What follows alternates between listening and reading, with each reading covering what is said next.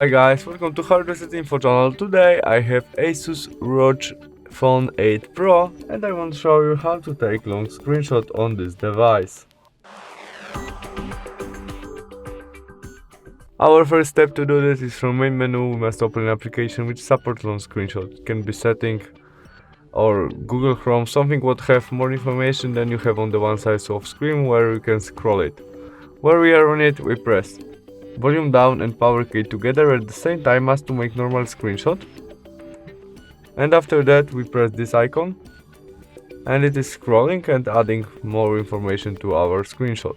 After we have all we need, we press there and we have our long screenshot. To save it in our gallery, we must tap this icon.